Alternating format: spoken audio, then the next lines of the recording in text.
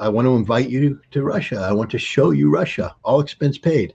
And the first thing that goes off in my mind, because I'm paranoid, is it's a setup. You know, there, there's got to be a catch because nobody gives away this for free. There's something quid pro quo, going on. And so, I thought it over. I talked to some people about it, and the idea was, if I went over there based upon the original offer, even if it was a pure offer, and it turns out it was a pure offer, you probably could run into some tax problems because it would be a gift and there would be, a monetary value for the gift that would have to be declared. And if you don't pay taxes on it, things of that nature. And I just didn't want to go down that route. But if it was a book tour, then all bets are off. Book tours, just like in America. If I wrote a book for Simon and Schuster, they would foot the bill. They would fly me. They would put me up in hotels. They would feed me. They'd take care of all my transportation. And my job was to go around and market the book. So I said, look, if we do a book tour and I am actively involved in marketing the book, then I think this is doable. And my understanding was that this was just going to be too damn hard. And if this was a fraud, that I wouldn't hear from this guy ever again, because it would be like, no, we ain't doing this. Son of a bitch. There's not even a hesitation. He says, I got this. I'm like, what do you mean you got this? I got this. Now, what you have to know about Alexander is he doesn't know anything about publishing.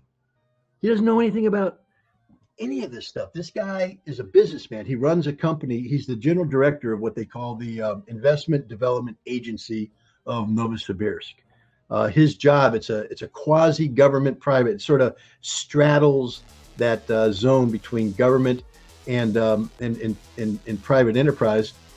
Basically, if you want to do business in Novosibirsk, the Investment Development Agency is your one-stop shop for getting set up in Novosibirsk. You go there, and they basically they can get all the paperwork done. They can get you prime territory. They can get you tax benefits. They can get you set up. That's their job.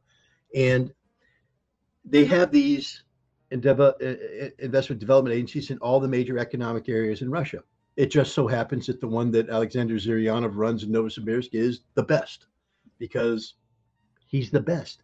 This guy, I don't think he sleeps. I think he actually lives. This is coming from, everybody says that about you.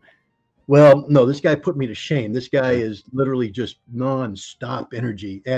But here's the interesting thing. He wrote this letter. He talked about it with his friends, and he wrote this letter, and all of his friends went, Ritter ain't going to respond, man. You're some dude in Siberia writing a letter out of the blue. That's Scott Ritter. He's in America. He's not even going to respond.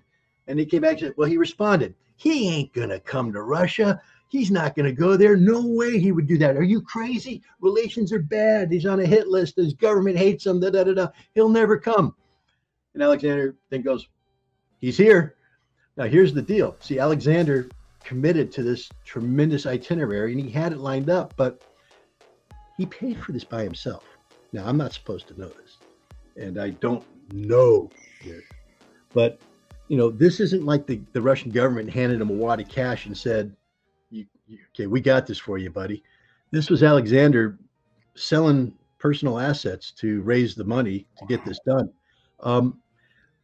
He did try in each city to have a relationship with the government of each city to get, appropriate tours and things of that nature.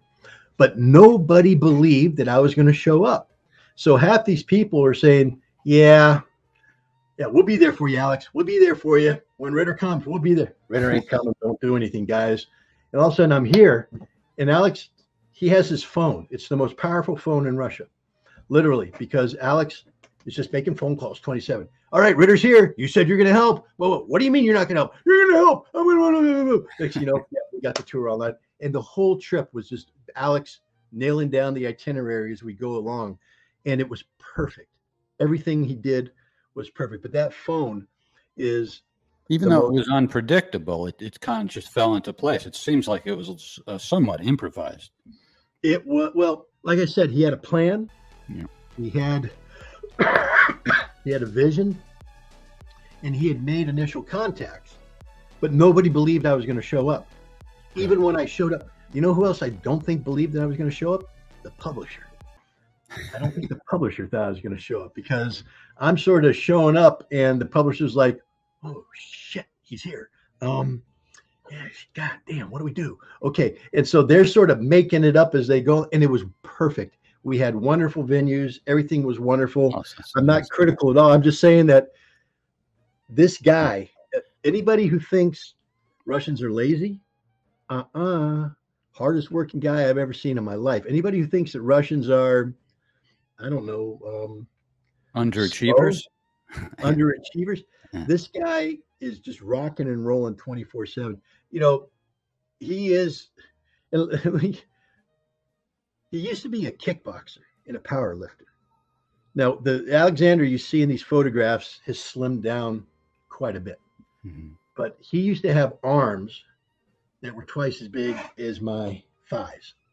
I mean, this guy was huge, and you know, he's and he never talked about his background too much. I mean, he's an economist. He talked about his education, but he sort of hid into it, because I think both he and I agreed that we weren't going to lie to each other, that basically everything was going to be straight up. But you know, I mentioned it in the article. You know, I took my guidance from Leonard Skinner's song "Don't Ask Me No Questions," you know, meaning, you know, don't ask me about my business and I won't turn you away.